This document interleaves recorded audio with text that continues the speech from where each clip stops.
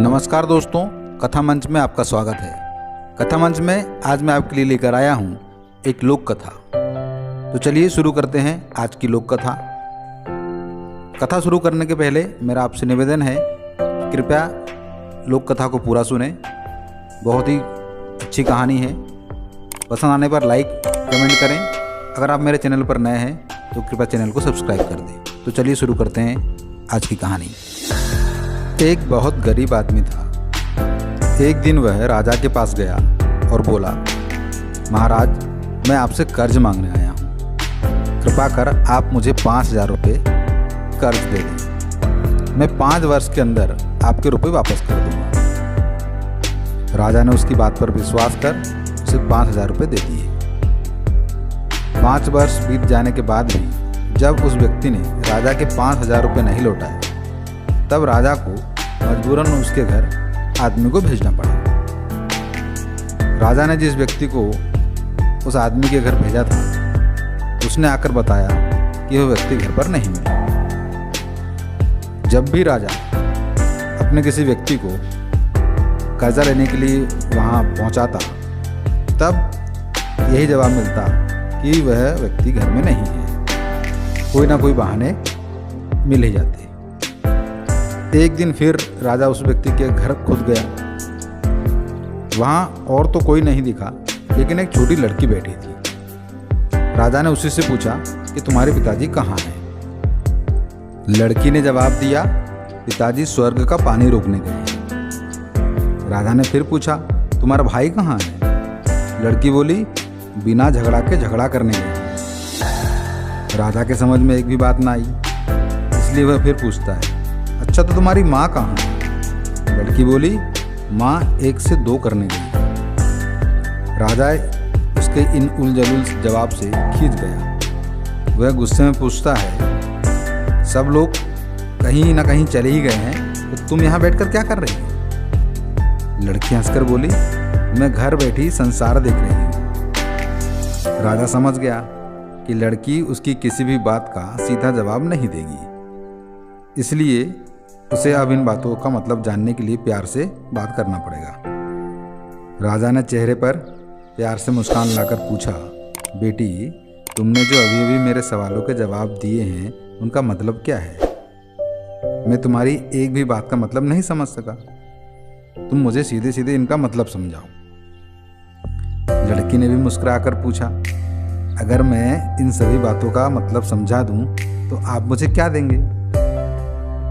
राजा के मन में सारी बातों को जानने की तीव्र उत्कंठा थी। वह बोला, जो मांगोगी वह दूंगा। तब लड़की बोली, आप मेरे पिताजी का सारा कर्ज माफ कर देंगे तो मैं आपको सारी बातों का अर्थ बता दूंगी। राजा ने कहा, ठीक है, मैं तुम्हारे पिताजी का सारा कर्ज माफ कर दूंगा। अब तो सारी बातों का अर्थ समझा दो। लड़की बोली, महाराज, आज मैं आपको सारी बातों का अर्थ नहीं समझा सकती। कृपा कर आप कल आएं, कल मैं आपको जरूर बता दूंगा। राजा अगले दिन फिर उस व्यक्ति के घर गए।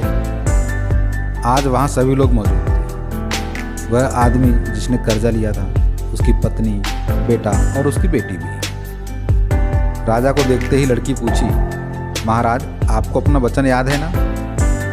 राजा बोला, हाँ मुझे याद है। तुम अगर सारी बातों का अर्थ बता दोगी तो मैं तुम्हारे पिताजी का सारा कर्जा माफ कर दूंगा। लड़की बोली, सबसे पहले मैंने यह कहा था कि पिताजी स्वर्ग का पानी रोकने गए हैं। इसका मतलब था कि वर्षा हो रही थी और हमारे घर की छत से पानी टपक रहा था। पिताजी पानी रोकने के लिए छत को बना रहे थे, छत को सुधार रहे थे। यानी वर्षा का पानी आसमान से ही गिरता है और हम लोग तो यही मानते हैं कि आसमान में ही स्वर्ग है। बस पहली बात का अर्थ यही है। दूसरी बात मैंने कही थी कि भैया बिना झगड़ा के झगड़ा करने गए हैं। इसका मतलब था कि वे रेंगनी के कांटे को काटने गए थे। अगर कोई भी रेंगनी के कांटे को काटेगा तो उसके शरीर में जहाँ तहाँ कांटा गड़ेगा ही। यानी झगड़ा नहीं करने पर भी झगड़ा होगा और शरीर पर खरोंचे आएंगी। राजा उसकी दोनों बातों से सहमत हो गया। वह मन ही मन उसकी चतुराई की प्रशंसा करने लगा। उसने उत्सुकता के साथ पूछा, तीसरी और चौथी बात का क्या मतलब? लड़की बोली, महाराज, तीसरी बात मैंने कही थी कि माँ 1 से 2 करने गई है। इसका मतलब था कि माँ अरहर की दाल बनाने गई है, मतलब उसको अरहर को पीसने गई है, उसे दाल बनाने गई है, यानी उसे 1 से 2 करने गई है। अगर साबुत दाल को पीसा जाए तो 1 दाना का 2 दाना हो ही जाता है। मेरा मतलब यही था 1 से 2 करना। रही चौथी बात, तो उस समय मैं भात बना रही थी और उसमें से एक चावल निकालकर देख रही थी कि भात पूरी तरह पका है कि नहीं। इसका मतलब है कि मैं एक चावल देखकर ही जान जाती हूँ कि पूरा चावल पका है कि नहीं, अर्थात चावल के संसार को मैं घर बैठी देख रही थी। यह कहकर लड़की चुप हो गई। राजा सारी बातों का अर्थ जान चुका था। उसे लड़की की बुद्धिमानी भरी बातों ने आश्चर्य में डाल दिया।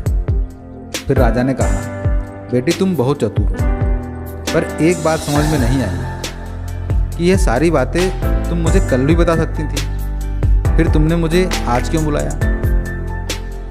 लड़की हंसकर बोली, मैं तो बता ही चुकी हूँ कि कल जब आप आए थे तो मैं भात बना रही थी। अगर मैं आपको अपनी बातों का मतलब समझाने लगती तो भात गीला हो जाता या जल जाता, तो माँ मुझे ज़रूर पीटती। फिर घर में कल कोई था भी नहीं। अगर मैं इनको बताती कि आपने कर्जा माफ़ कर दिया है तो ये मेरी बात का विश्वास नहीं करते। आज स्वयं आपके मुंह से सुनकर कि आपने कर्जा माफ़ कर दिया है, जहाँ इन्हें इनका विश्वास हो जाएगा वहीं खुशी भी होगी। राजा लड़की की बात सुनकर बहुत ही प्रसन्न हुआ। उसने अपने गले से मोतियों की माला निकाल उसे देते हुए कहा कि बेटी, यह लो अपनी चतुराई का पुरस्कार। तुम्हारे पिताजी का कर्जा तो मैं माफ़ कर ही चुका हूँ। अब तुम्हें या तुम्हारे घर वालों को मुझसे बहाना नहीं बनाना पड़ेगा। अब तुम लोग निश्चिंत होकर रहो। अगर फिर कभी किसी चीज़ की ज़रूरत हो तो बेझिझक होकर मुझसे कहना। इतना कहकर राजा लड़की को आशीर्वाद देकर चला गया। लड़की के परिवार वालों ने उसे खुशी से गले लगा लिया। तो दोस्तों, ये थी आज की कहानी। उम्मीद है आपको पसंद आई होगी। पसंद आई है तो कृपया लाइक करें। अगर आप मेरे चैनल पर नए हैं तो कृपया चैनल को सब्सक्राइब कर दें, जिससे मैं आपके लिए रोज़ रोज़ नई नई एक से एक कहानियाँ लेकर उपस्थित होता रहूँ। देखने के लिए धन्यवाद।